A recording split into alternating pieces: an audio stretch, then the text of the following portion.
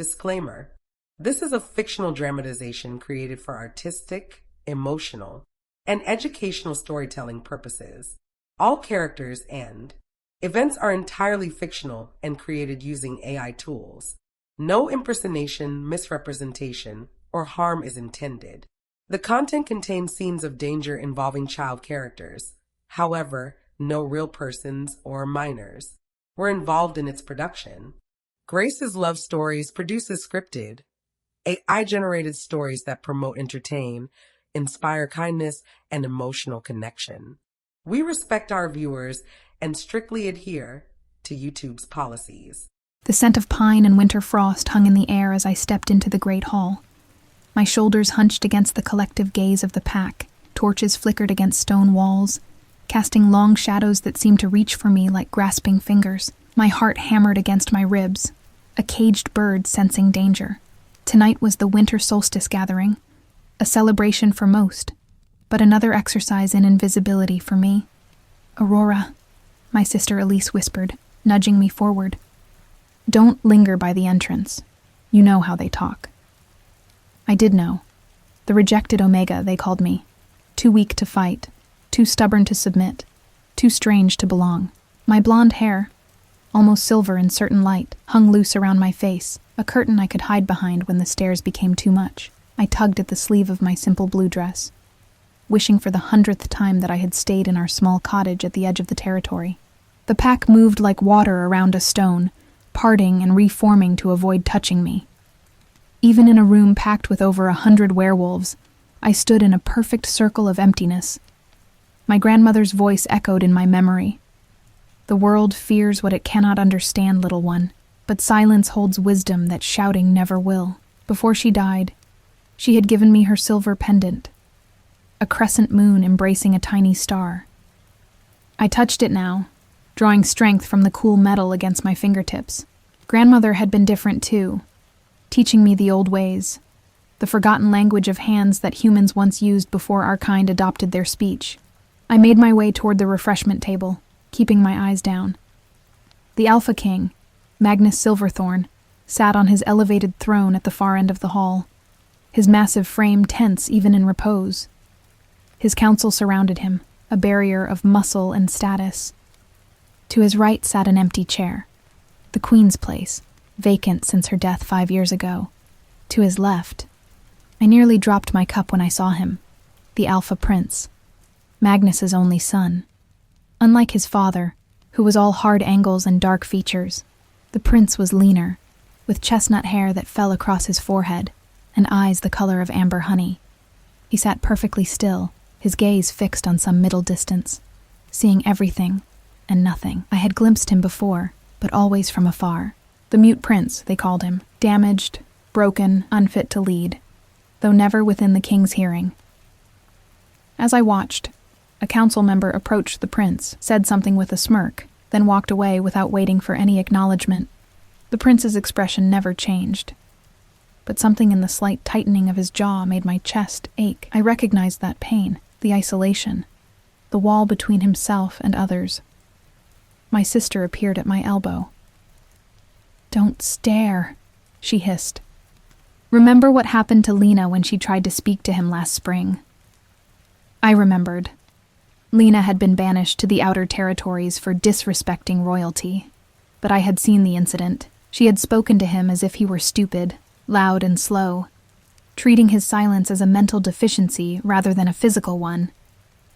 "I'm going to get some air," I murmured, slipping away before Elise could protest. The balcony extended from the western wall of the great hall, offering a view of the moonlit forest and mountains beyond. The cold bit into my skin, but I welcomed it after the stifling atmosphere inside. Snow had begun to fall, tiny crystalline flakes that dissolved on the stone railing beneath my palms. "You shouldn't be out here alone." I turned, startled by the deep voice. Damon Reed, the captain of the guard, stood in the doorway, his broad shoulders blocking the light from inside. His dark eyes raked over me with unconcealed interest that made my skin crawl. "I needed some air," I said, taking an instinctive step back. "An Omega like you should be more careful." He moved closer, his voice dropping to a murmur. "There's talk of rogues crossing our northern border, but I could offer protection to a pretty thing like you." Every Omega in our pack knew what protection meant from wolves like Damon. Subjugation, ownership. "My sister is expecting me," I said, trying to step around him. His arm shot out, blocking my path. "Your sister? The only beta who couldn't secure a mate?" His laugh was cruel. Not much protection there. I was trapped between the stone railing and his imposing frame. Panic rose in my throat as his hand reached for a strand of my hair. A soft noise, something between a cough and a growl, came from the shadows at the far end of the balcony.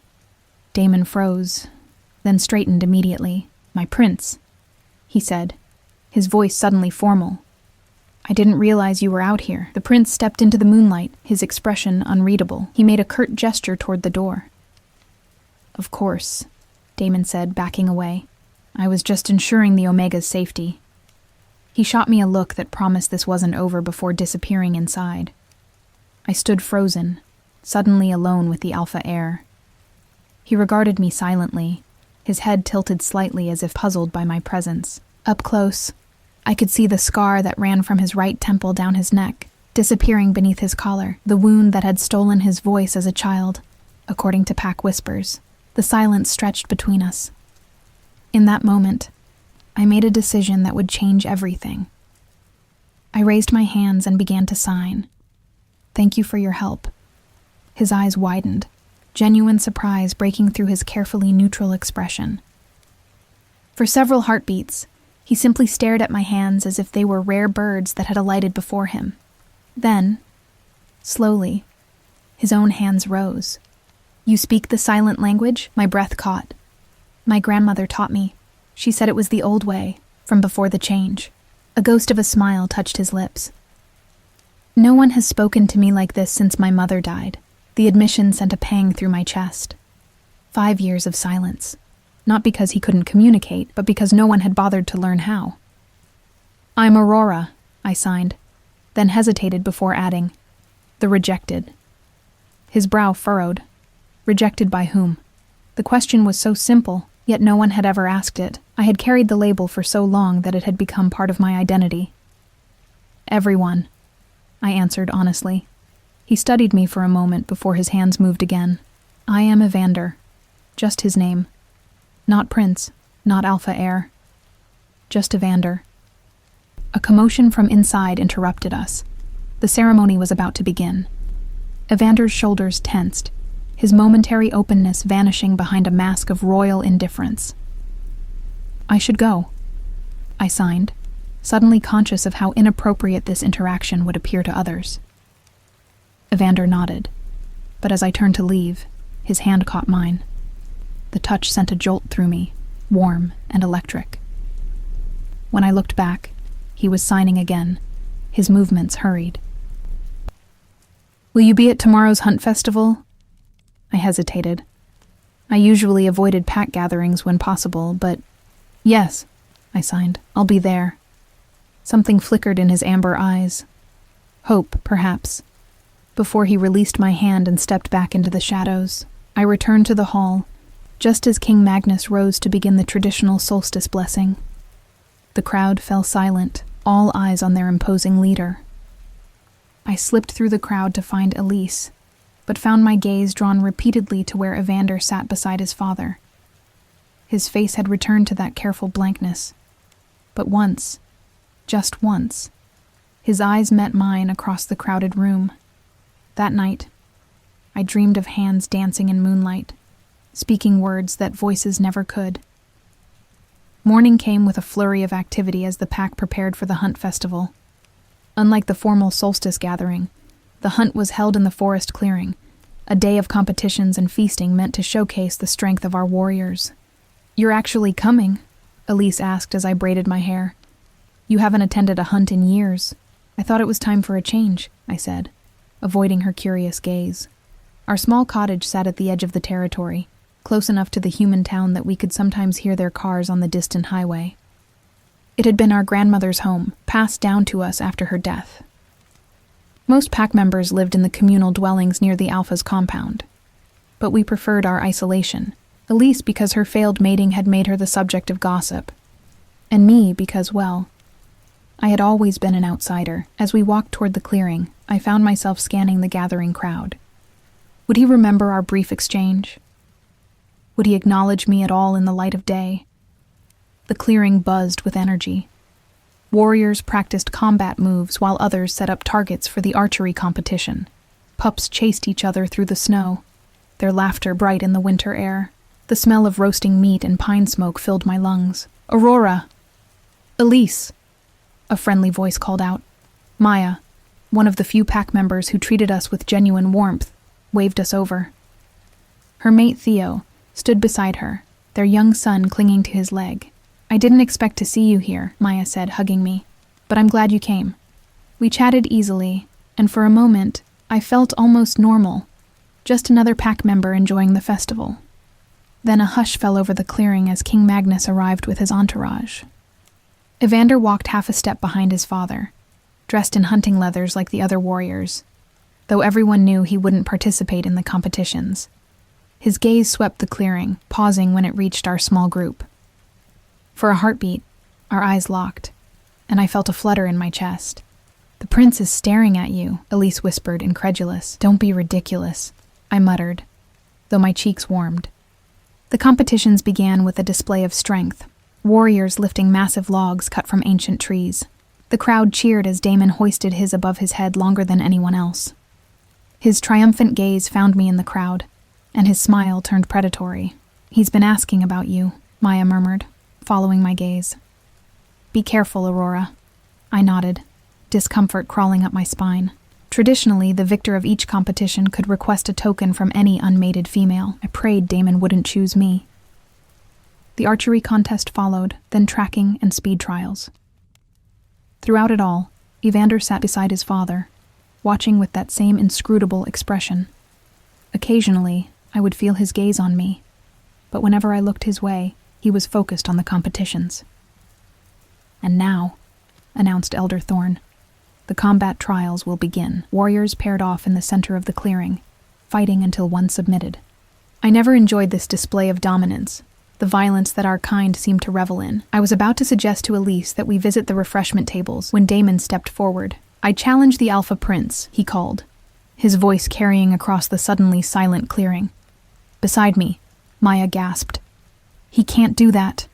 The prince doesn't—" But Evander was already rising, shrugging off his formal cloak. King Magnus grabbed his arm, his face thunderous, but Evander gently removed his father's hand and stepped into the circle. Damon smirked, cracking his knuckles. "No hard feelings, my prince. Just thought you might want a chance to prove yourself for once." Evander's expression remained calm, but I could see the tension in his shoulders.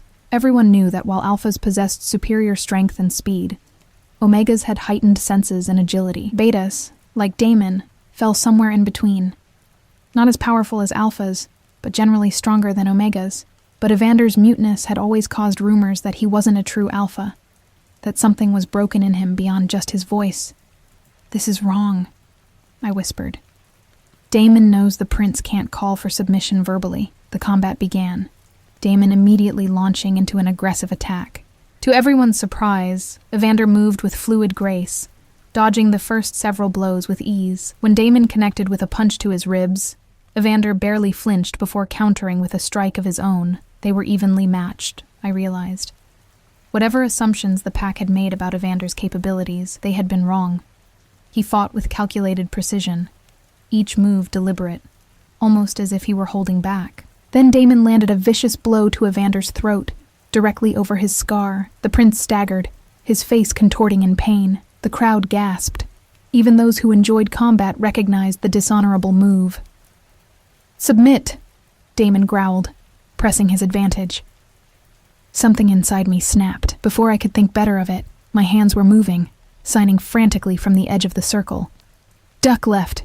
He telegraphs before he strikes." Evander's eyes found mine for a split second.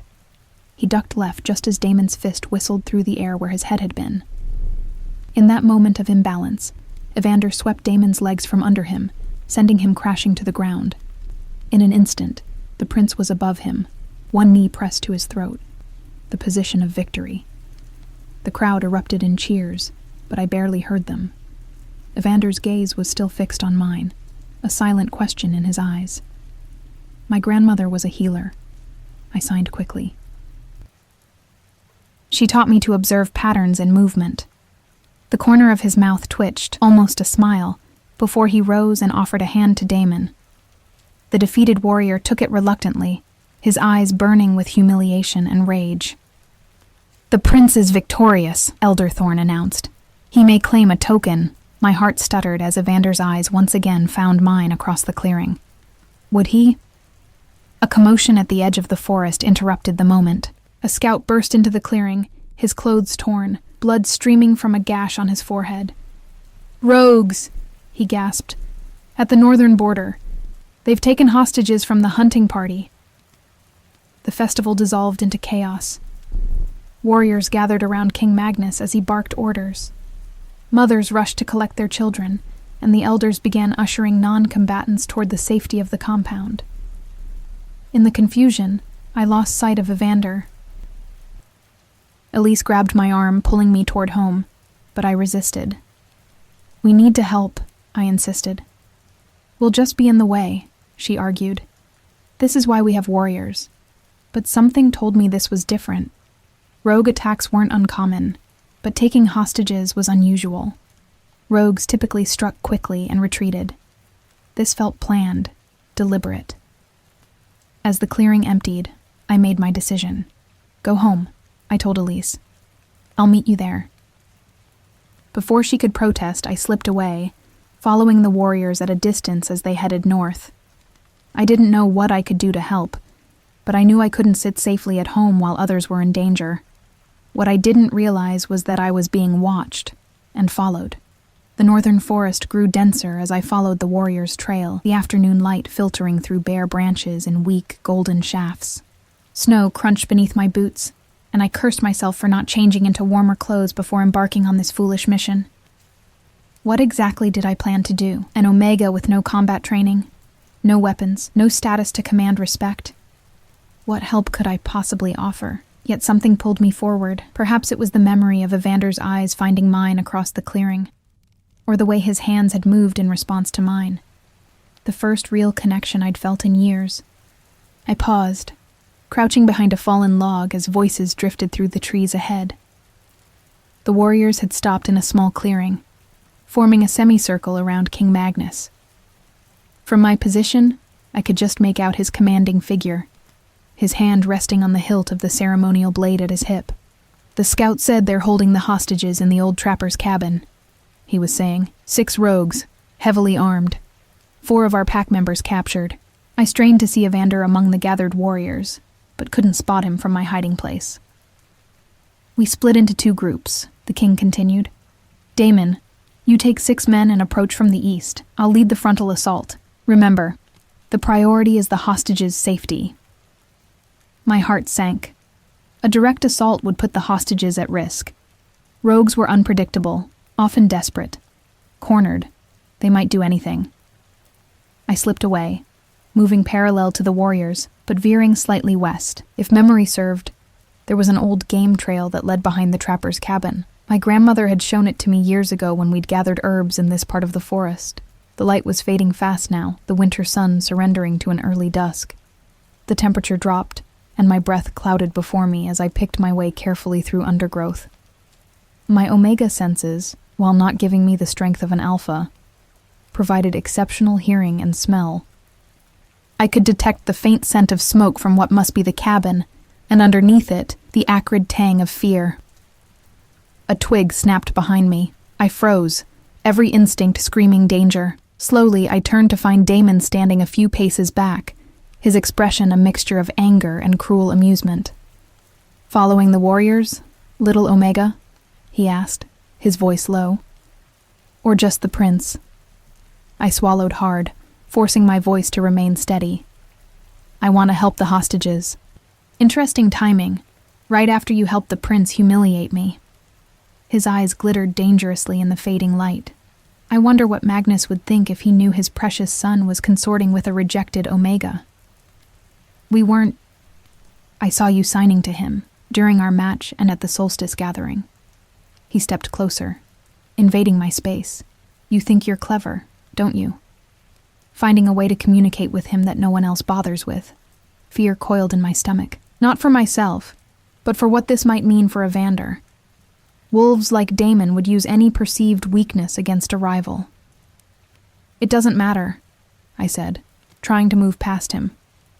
"Right now, what matters is helping the hostages." His hand shot out, gripping my arm painfully. "It does matter. The prince isn't fit to lead. He never was. If the pack sees him relying on an Omega, a rejected one at that." He smiled, a cold, calculating expression. My path to captaincy was just the first step. The implications of his words chilled me more than the winter air. Ambition in our pack was expected, but this sounded like something darker, a plot against the royal line itself. A rustling in the underbrush saved me from having to respond. We both turned to see Evander emerge from between the trees, his expression thunderous when he saw Damon's grip on my arm. "My prince," Damon said smoothly, immediately releasing me. "I was just escorting this Omega back to safety. She was foolishly trailing the war party." Evander's gaze flicked from Damon to me, a question in his eyes. "He's lying," I said aloud, before raising my hands to sign. "He threatened me. Said things about you, about us communicating." Damon's face hardened. "See how she tries to turn you against me? This is what Omegas do, my prince. They manipulate, using weakness to their advantage." Evander's expression remained neutral, but something dangerous flickered in his amber eyes. He made a sharp gesture toward the direction the king had gone, clearly telling Damon to join the others. For a moment, I thought Damon might refuse. The tension between them crackled like lightning before a storm. Then Damon inclined his head in a mockery of respect. "As you wish, my prince. But remember, your father ordered us to keep to the plan." With one last warning look at me, he disappeared into the trees. Once he was gone, Evander turned to me, his hands moving rapidly. "What are you doing here? It's dangerous." "I want to help," I signed back. "I know these woods better than most warriors. There's a back way to the cabin." He frowned. "You should return to safety. While you go alone, I heard what Damon said about your father's plan. A direct assault puts the hostages at risk." Frustration crossed his features, quickly replaced by resignation. He knew I was right. "Show me this path," he signed, "but stay behind me." We moved swiftly through the darkening forest, my knowledge of the terrain guiding us along forgotten game trails. The moon rose, casting silver light through the bare branches above. In another circumstance, I might have found the quiet beauty of the winter woods calming, but now every shadow seemed to hide potential danger. "Why did you come alone?" I signed when we paused to listen for sounds of the rogues. "Not alone," he responded. "Scout party. Others are positioned around the perimeter." I nodded, relieved he hadn't simply struck out on his own. "Why did you help me?" he asked suddenly, his hands hesitant. "During the combat." I considered my answer carefully. "Because Damon fights dishonorably, and because..." I paused, uncertain how to express the pull I felt toward him, this wordless connection that defied pack hierarchy. "Because?" he prompted. "Because no one should stand alone," I finished lamely, looking away. When I glanced back, something soft had entered his expression, making him look younger, more vulnerable than the stoic prince the pack knew. The moment was broken by a distant shout, followed by the unmistakable sound of combat. The king's assault had begun. Evander tensed, his hands forming a quick command. "Stay here. I'll circle behind during the distraction." I shook my head fiercely. "I'm coming with you. I can help." His jaw tightened, but he didn't waste time arguing. We approached the cabin cautiously, using the shadows for cover. The structure was small and dilapidated, with a single window emitting the orange glow of lamplight. At the front, we could hear the commotion of the king's warriors engaging the rogues, but the rear remained unguarded. Evander motioned for me to wait as he crept closer to peer through the grimy back window. After a moment, he returned, his hands moving urgently. 2 rogues inside with the hostages. "The others are fighting out front. Can we get in without them seeing?" He nodded, pointing to a small door on the side, likely a former coal chute or storage access. "I'll go first," he signed. "If anything happens to me, run." Before I could protest, he was moving, his footsteps soundless on the snow-covered ground. I followed, my heart pounding so loudly I feared the rogues would hear it. The side entrance was small and partially blocked by debris, but Evander managed to clear enough space for us to squeeze through. We found ourselves in what must have once been a storage pantry, now empty except for broken shelves and years of dust. Through a crack in the inner door, I could see into the main room of the cabin. 4 pack members sat bound on the floor.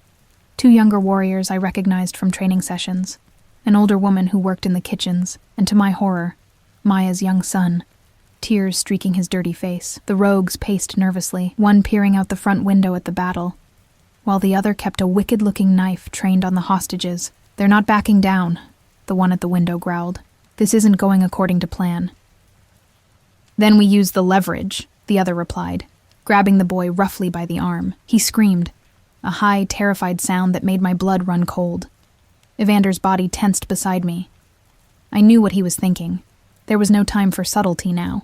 He would have to act, and quickly. "Distraction," I signed rapidly. "I'll create one. You free the hostages." Before he could stop me, I grabbed a broken shelf and threw it against the outer wall with all my strength. The crash echoed through the cabin, and both rogues whirled toward the sound. "What was that?" one snarled. "Check it out, I'll watch them." The moment the first rogue moved toward our hiding place, Evander burst through the door. What happened next was a blur of motion too fast for me to follow. The prince moved with lethal grace, disarming the rogue with the knife before the man could even register his presence. The hostages scrambled back as Evander engaged both attackers simultaneously. I darted from my hiding place to the bound captives, using the small knife I kept in my boot to slice through their bindings. "Get behind me," I whispered, positioning myself between them and the fight. Evander was holding his own against both rogues, but I could see he was intentionally keeping them away from the hostages, rather than pressing his advantage. One of the rogues, realizing they were losing the upper hand, made a desperate lunge toward us. Without thinking, I stepped forward, driving my small knife into his outstretched arm. He howled in pain, reeling back, directly into Evander's waiting grasp. In one smooth motion, the prince rendered him unconscious. The remaining rogue, seeing his companion fall, broke for the door. He didn't make it 3 steps before King Magnus himself burst through the entrance, his face a mask of cold fury. The rogue dropped to his knees immediately, surrender written in every line of his body. In the sudden stillness that followed, I became acutely aware of every pair of eyes fixed on me, the Omega who should never have been there, knife still clutched in my bloodied hand. The king's gaze was particularly unsettling, moving from me to his son and back again with unreadable intensity. Maya's son broke the silence, running to me and throwing his arms around my waist. "You saved us," he whispered. I knelt to his level, checking him for injuries. "Are you hurt?" He shook his head, his small fingers moving in a clumsy approximation of the signs I had taught him during the quiet afternoons when Maya brought him to our cottage. "Not hurt. Scared, I know," I murmured, smoothing his hair. "But you're safe now." When I looked up, Evander was watching us, something like wonder in his expression. Beside him, the king's face had softened almost imperceptibly. "Take the prisoners to the compound," Magnus ordered his warriors, "and escort the hostages to the healers." His eyes fell on me again, all of them. As the cabin emptied, I found myself walking beside Evander, the king a few paces ahead. The victory should have felt triumphant, but Damon's earlier words echoed in my mind. What would happen now that I had inserted myself into pack business? Now that the king had seen his son communicating with a rejected Omega? "Thank you," Evander signed discreetly as we walked. "For what?" I asked, keeping my movements small and close to my body. His eyes met mine, warm despite the cold night air. "For speaking when everyone else was silent." Dawn broke with a heavy snowfall that blanketed the territory in pristine white. I stood at the window of our cottage, watching the flakes swirl and dance in the morning light. Sleep had eluded me, my mind replaying the events at the cabin, the feel of the knife in my hand, the look in Evander's eyes when he signed those words to me, for speaking when everyone else was silent. "You should sit down and eat something," Elise said, placing a steaming bowl on our small table. You've been standing there for an hour. I turned reluctantly from the window. I'm not hungry. Aurora. My sister's voice softened with concern. You can't hide in here forever. The whole pack is talking about what happened. Of course they were. The rejected Omega who helped the mute prince rescue hostages. It was the kind of story that would spread like wildfire, growing more embellished with each retelling. What are they saying? I asked, finally joining her at the table. Elise hesitated. Different things. Some say you were brave. Others... She looked away. Others say you overstepped, that you put yourself and the prince in danger. I pushed the food around my bowl, and what do you think? I think my little sister has secrets.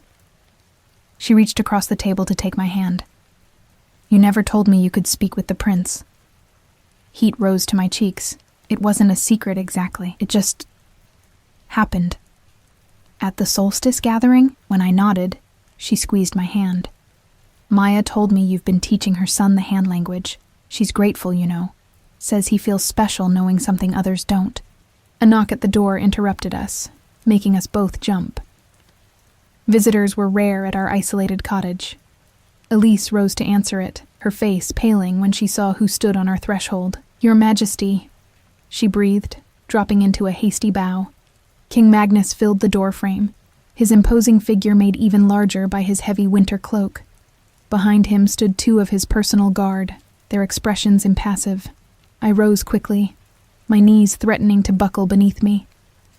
Aurora. The king spoke my name with surprising softness. I would speak with you. Elise shot me a worried look before nodding. Of course. Please come in, Your Majesty. Can I offer you tea? That won't be necessary, he said, stepping into our modest home. His gaze took in our simple furnishings, lingering on the shelves that still held my grandmother's books and healing supplies. I won't be long. My sister hesitated, clearly torn between propriety and protectiveness. I'll be in the garden, she said finally, giving my arm a reassuring squeeze before slipping out the back door. Alone with the Alpha King, I struggled to find my voice. Should I kneel?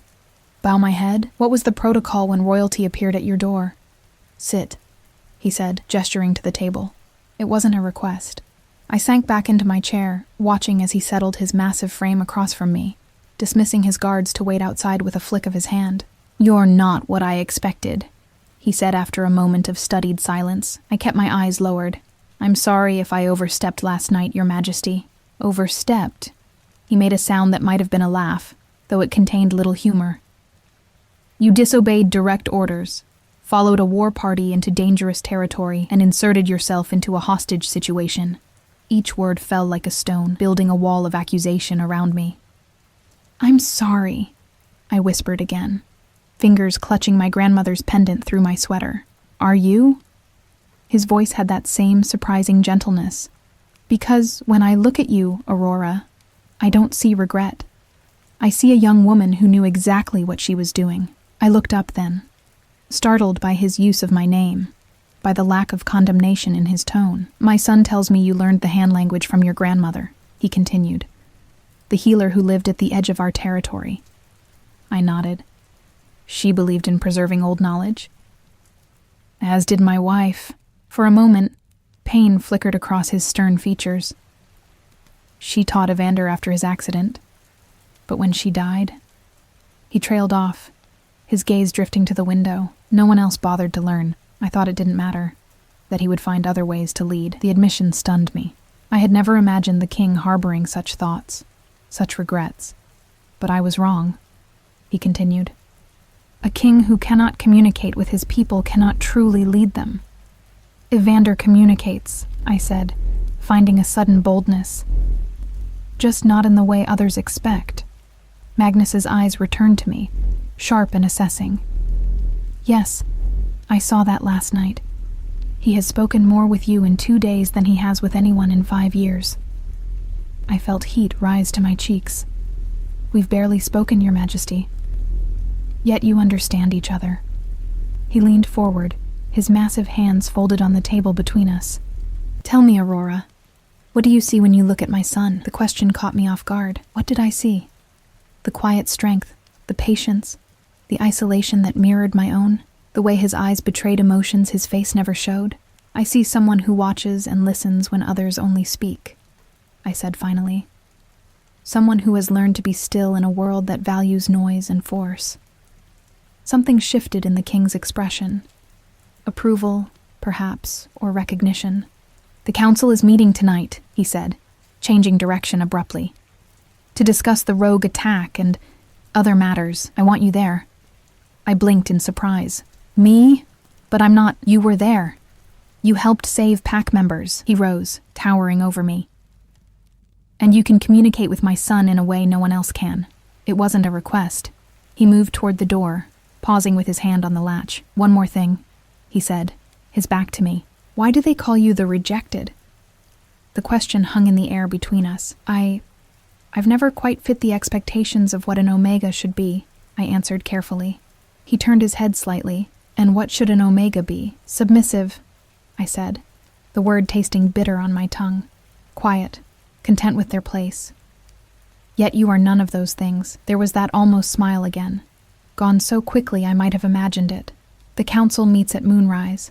Do not be late." With that, he was gone, leaving me standing in the center of our cottage, my world tilting on its axis. Elise burst in moments later, her face flushed with cold and excitement. "What did he want? Are you in trouble? Tell me everything." I sank back into my chair, still processing the conversation. "He wants me at the council meeting tonight." "What?" She stared at me in disbelief. "Omegas aren't allowed at council meetings." "Apparently this one is." I looked up at her, anxiety and a strange hope warring in my chest. "Elise, what does it mean?" She shook her head slowly. "I don't know. But something is changing, Aurora. And somehow you're at the center of it." The council chambers were located in the oldest part of the Alpha's compound, a circular stone room with high windows that let in the silver glow of the rising moon. By the time I arrived, guided by a stern-faced guard, most of the seats around the massive oak table were filled. Elder Thorn, his white beard nearly reaching the middle of his chest, sat at the king's right hand. The other counselors, all high-ranking alphas and betas, regarded me with expressions ranging from curiosity to outright hostility as I was led to an empty chair. Directly across from me sat Evander, his face as impassive as ever, though his eyes brightened when they met mine. Beside him was an empty seat, the king's place, still vacant though the meeting hour had come. At the far end of the table, Damon lounged with calculated casualness, his dark eyes following me like a predator tracking wounded prey. When our gazes locked, he smiled, cold and threatening. The doors swung open, and King Magnus entered, his presence immediately commanding the room. All rose until he took his seat, then settled back with a rustle of fabric and creaking of chairs. "We face uncertain times," the king began without preamble. "Yesterday's attack was not random. The rogues targeted specific individuals and had inside knowledge of our patrol routes." Murmurs rippled around the table. "We have questioned the prisoners," he continued. "They were hired, paid well to execute a plan designed to create fear and disorder within our pack." "Hired by whom?" Elder Thorn asked, his bushy eyebrows drawn together in concern. "That remains unclear," Magnus replied. "But there are rumors of a coalition forming among the southern territories, packs who believe our bloodline has grown weak." All eyes flicked briefly to Evander, whose expression remained neutral, though I caught the slight tensing of his jaw. "Which brings us to the matter of succession," the king said, his voice hardening. "My son will reach his 30th year this coming spring. As tradition dictates, he must either take a mate and solidify his claim to leadership, or the council may propose alternative successors from strong bloodlines." The implication hung heavy in the air. If Evander didn't mate soon, he could lose his birthright. I glanced at Damon, whose smirk had widened at the king's words. Suddenly, his ambitions became clear. He wasn't just after the captaincy. "With all due respect, Your Majesty," one of the older counselors spoke, "the prince's condition makes traditional courtship difficult. Perhaps an arranged match with a neighboring pack? My son's condition, as you call it, does not affect his ability to lead," Magnus interrupted sharply, "as was demonstrated yesterday when he successfully rescued our pack members. With help," Damon interjected smoothly. From an Omega. His gaze slid to me, laden with meaning. The council chamber filled with whispers.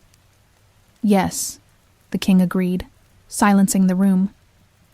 With help from someone who bothered to learn how to communicate with him, he gestured toward me. Aurora has demonstrated the value of the old ways, the silent language that many of our ancestors used before the change. I believe it would benefit our pack to revive this knowledge. Elderthorn stroked his beard thoughtfully. The old ways have wisdom, he conceded. But how does this address the matter of succession? I propose that Aurora serve as my son's interpreter and advisor, Magnus said, his declaration sending a shockwave through the room. She will attend council meetings, diplomatic functions, and pack gatherings at his side, bridging the gap between his silent language and our spoken words. I sat frozen, unable to believe what I was hearing. Me? Advisor to the prince? It was unprecedented, impossible. An Omega as royal advisor? One counselor scoffed. And a rejected one at that. The other packs would see it as a sign of weakness. I disagree, Magnus countered. They would see innovation, adaptation, qualities essential for survival. And what of the succession? Damon pressed, his voice hardening. An advisor does not secure the bloodline. The king's gaze was steel. One step at a time, Captain. First, we strengthen our prince's voice within the pack. The rest will follow. I dared to look at Evander, finding his eyes already on me, intense and questioning. Carefully, keeping my hands low, I signed, "Did you know?" He shook his head slightly, then signed back, "Do you accept?" Did I? The weight of what was being offered pressed on my chest. This wasn't just about me or Evander. It was about challenging centuries of pack hierarchy, of stepping into a spotlight I had spent my life avoiding. But looking into his amber eyes, seeing the carefully guarded hope there, I knew my answer. Yes, I signed. I accept. Evander's lips curved into the ghost of a smile, there and gone in an instant. Across the table, Damon's eyes narrowed, his fingers drumming a restless rhythm against the polished wood. Then it is settled, the king announced, either missing or ignoring the silent exchange. Aurora will begin her duties immediately. Her first task will be to teach the silent language to the council and the royal guard. As the meeting continued, plans forming for increased security and diplomatic outreach, I felt the future reshaping itself around me. For better or worse, my life would never be the same, neither would Damon's plans, whatever they might be. The look he gave me as the council adjourned promised that this was far from over. 3 weeks passed in a blur of activity. Each morning, I traveled from our cottage to the Alpha's compound, where I divided my time between teaching the silent language to council members and accompanying Evander to various pack functions. The afternoons were often spent in the archives, where Evander showed me ancient texts documenting pack history, knowledge passed down through generations of Alpha heirs that few outside the royal line ever saw. My life had transformed so completely that sometimes I would wake in the pre-dawn darkness, convinced it had all been an elaborate dream.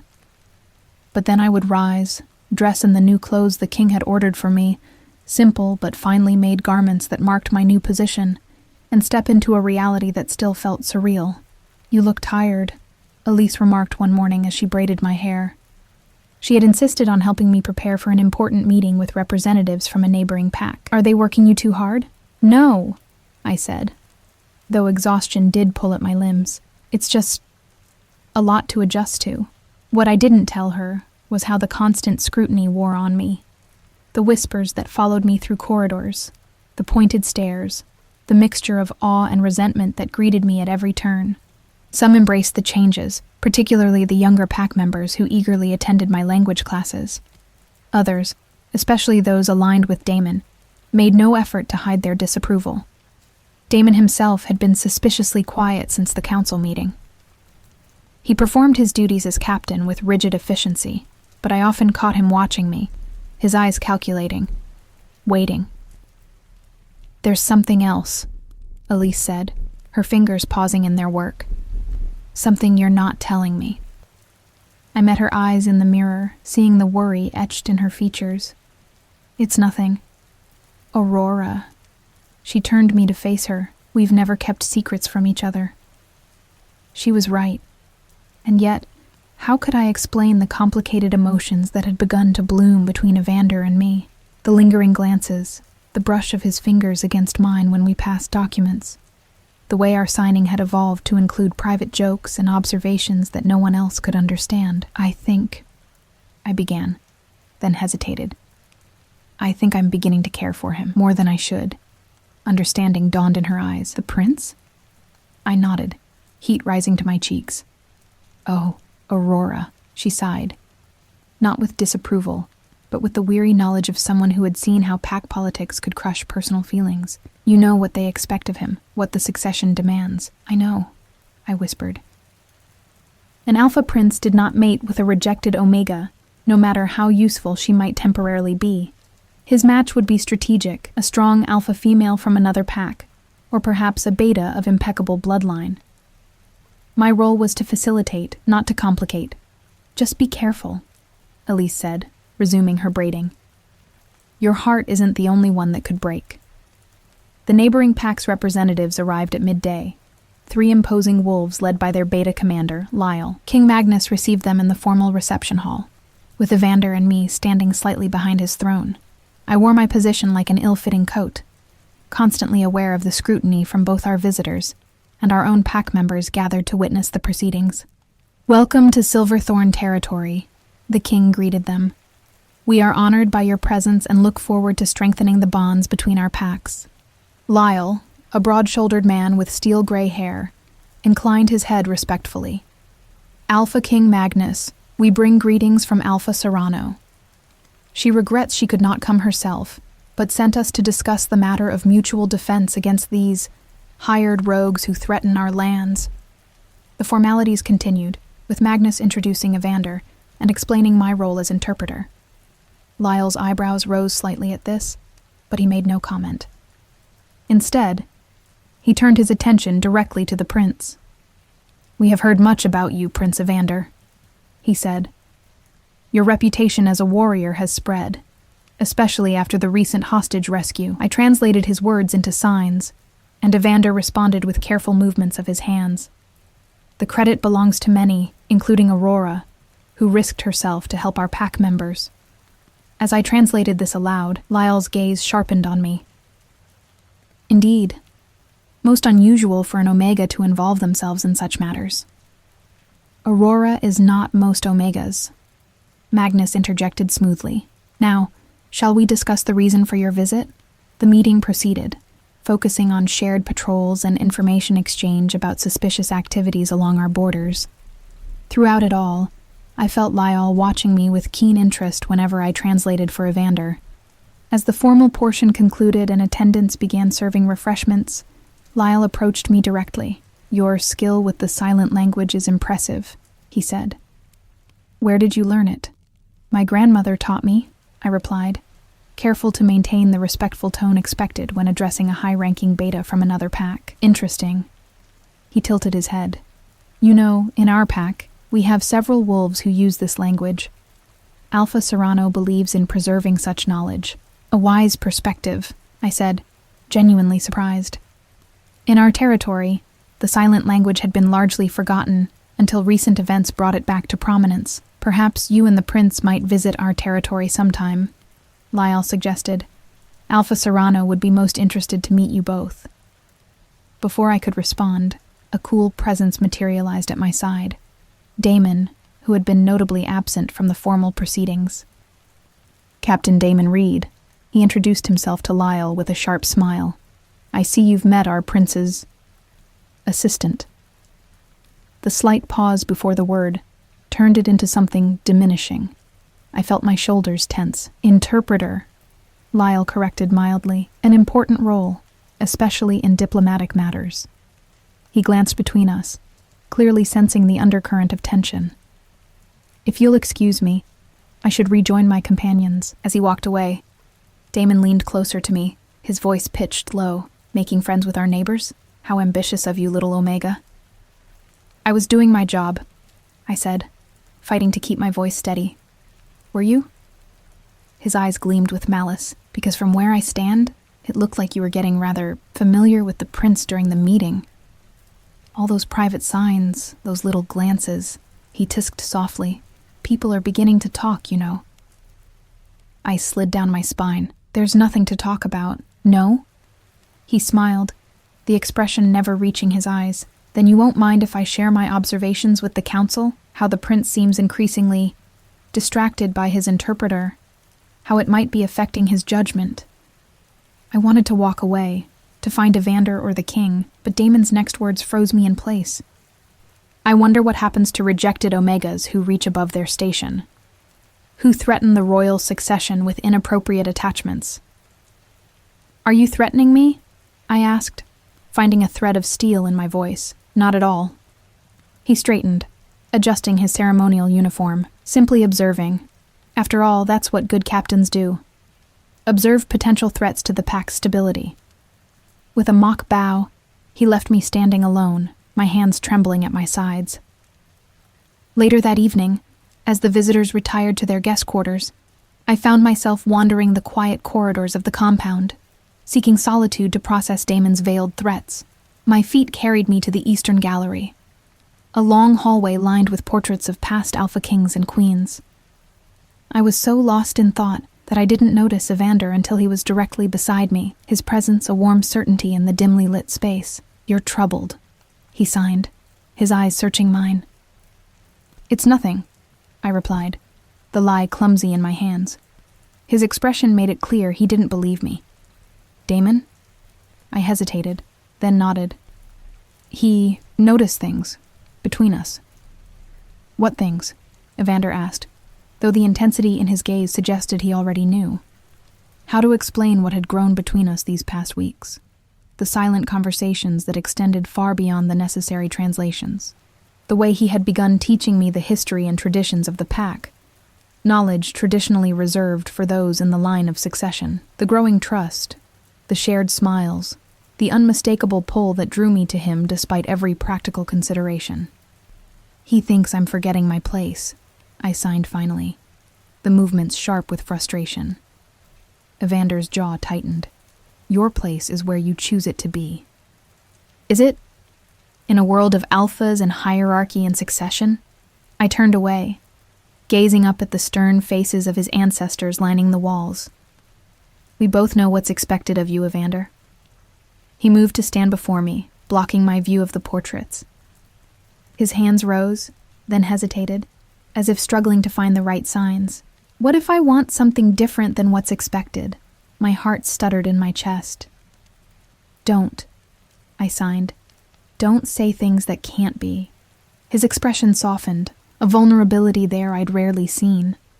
Before he could respond, footsteps echoed at the far end of the gallery. We both turned to see King Magnus approaching, his face grave in the flickering torchlight. There you are, he said, his voice oddly strained. I've been looking for you both. Something in his tone sent a chill through me. What's happened? One of our patrols found evidence of intruders at the southern border, Magnus said, and this. He held out a small object that gleamed dully in his palm, a silver pendant, identical to the one I wore beneath my dress. My grandmother's pendant. Where did you find this? I asked, my voice barely above a whisper. On a courier who tried to slip past our borders, the king replied. A courier carrying messages between the rogue mercenaries and their employer. Evander's hands moved in sharp, urgent signs. What did the messages say? Magnus's eyes were cold steel as they met mine. They contained details about our defenses, our patrol schedules, and information about you, Aurora. Your new position, your relationship with my son. The world seemed to tilt beneath my feet. I don't understand. The pendant was a signal, identifying the courier as one working for a particular employer, Magnus continued. Someone who knew about your grandmother, about your connection to her. Realization dawned, sickening and inevitable. You think I'm involved? It wasn't a question. I think, the king said carefully, that we need to understand why your family's symbol was in the possession of someone working against our pack. Evander stepped forward, his hands flying in adamant denial. She's not a traitor. I trust her. This isn't about trust, Magnus replied, his voice heavy with the weight of leadership. This is about the safety of our pack. Until we understand what this means, Aurora will be confined to her quarters. As if summoned by his words, 2 guards appeared at the end of the gallery. "Your Majesty, please," I began, panic rising in my throat. But the king's expression was resolute. "I'm sorry, Aurora. I have no choice." As the guards led me away, I caught one last glimpse of Evander, his face a mask of helpless rage, his hands signing words I couldn't reply to. "I will find the truth. I promise." The room they confined me to was comfortable enough. A guest chamber in the east wing of the compound, with a narrow window that offered a view of the forest beyond the packlands. 2 guards stood outside my door, their presence a constant reminder of my precarious position. My only visitor was a silent beta, who brought meals and removed the trays without meeting my eyes. 3 days passed this way, each hour stretching into an eternity of uncertainty. I paced the small room, examining my grandmother's teachings, our family history, searching for any clue that might explain the pendant found with the courier. Had she been involved with rogues? It seemed impossible. She had dedicated her life to healing, to preserving knowledge that benefited the pack. On the 4th morning, the door opened to admit Elise, her face drawn with worry. We embraced fiercely, holding each other as if the world might tear us apart again at any moment. "Are you all right?" she asked, pulling back to search my face. "Have they treated you well?" "I'm fine," I assured her. "Just confused, scared." She guided me to sit on the edge of the bed, keeping my hands clasped in hers. "The whole pack is talking. Some say you're a spy, others that you've been framed. What do you think?" I asked quietly. "I think my sister would never betray those she cares about." Her eyes were fierce with conviction. "And I think someone is very determined to remove you from the prince's side." Damon's face flashed in my mind, his veiled threats still ringing in my ears. But how could he have obtained a replica of my grandmother's pendant, and why go to such lengths? "Has there been any news?" I asked. "Any progress in the investigation?" Elise's expression clouded. "The king has been questioning everyone who might have knowledge of the pendant's origins. And the prince..." She hesitated. "What about Evander?" I leaned forward, anxiety tightening my chest. "He's been like a storm, they say, refusing to attend council meetings unless you're released, conducting his own investigation. The king had to order him to maintain his duties." She squeezed my hands. "He believes in you, Aurora." The knowledge was both comfort and pain. If Evander continued to defy his father on my behalf, he risked his position, his future as Alpha. "I need to speak with him," I said, rising to pace the small room. "Or the king. I need to explain..." "Explain what?" Elise asked gently. "We don't even understand what's happening ourselves." She was right. I had no answers, only questions that multiplied with each passing hour. "There's something else," Elise continued, her voice dropping. "Something I remembered about grandmother's pendant." I turned to her sharply. "What?" "She told me once that it was a twin, that there were 2 pendants made, identical in every way. Hers, and another belonging to someone she called her dearest friend." "A twin pendant?" My mind raced. "Did she ever say who this friend was?" Elise shook her head. "Only that they had parted ways long ago, before either of us was born. But perhaps this friend is still alive. Perhaps they know something that could help." Before I could respond, the door opened again. King Magnus stood in the threshold, his massive frame filling the doorway. Beside him stood Elder Thorn, his ancient face grave. "Leave us," the king commanded Elise, his tone brooking no argument. My sister squeezed my hand once more before slipping past the 2 men, casting a worried glance over her shoulder. The king entered, followed by the elder. Neither sat, remaining standing like sentinels as the door closed behind them. "We've been investigating the courier and the messages he carried," Magnus began without preamble. "The identity of the employer remains elusive, but we've learned something about the pendant." I waited, heart hammering against my ribs. Elder Thorn recognized its design. The king continued, gesturing to the old man. The elder's rheumy eyes fixed on me. "It is an ancient symbol," he said, his voice cracking with age, "one associated with the Crescent Moon Coven." "The Crescent Moon Coven?" I repeated, the name unfamiliar on my tongue. "A group that existed before the Great War," Thorn explained. when our kind still lived openly among humans. They were different, neither fully wolf nor fully human. They practiced old magic, healing arts, and kept to themselves. What happened to them? I asked, though something told me I already knew the answer. They were among the first casualties when the war began, the king said. Hunted by humans who feared their abilities, then later by our own kind who considered them impure. Most were wiped out. The survivors went into hiding, allegedly assimilating into various packs. Understanding began to dawn. You think my grandmother was one of them. That I am. The pendant is their mark, Thorn confirmed. And your affinity for the silent language, your healing knowledge. These were crescent moon traits. But what does this have to do with the rogues? With the attacks on our pack? I demanded, frustration rising through my fear. Magnus and Thorn exchanged a look that sent ice through my veins. There are those who believe the Crescent Moon descendants have been working for generations to infiltrate pack leadership, the king said carefully, to reclaim what they see as their rightful place in our society. The implication hit me like a physical blow. You think I've been using Evander? That I manipulated my way into a position beside him as part of some generational revenge plot? I don't know what to think, Magnus admitted, and for the first time, I saw genuine uncertainty in his eyes. But the council is demanding answers. Damon has been particularly vocal about the risk you pose. Of course he had. Pieces were falling into place, not about my grandmother or her pendant, but about Damon's ambitions. Your Majesty, I said, fighting to keep my voice steady. I swear to you that I knew nothing about any Crescent Moon coven. My grandmother never spoke of such things. She taught me healing and the silent language because she believed knowledge should be preserved, not because of some secret agenda.